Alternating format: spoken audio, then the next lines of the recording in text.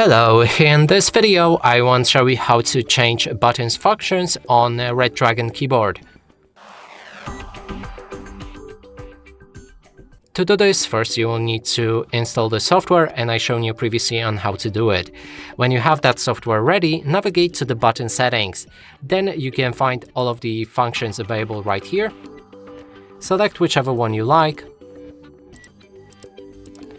and then assign it to whichever key you like.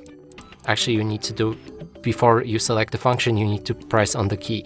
And then to activate that function, you need to hold Fn on your keyboard and press on the button you assign it for, and that way you will perform the function that you selected. And that's it for this video. Hope you like it. Please consider subscribing to our channel, leave a like and a comment below.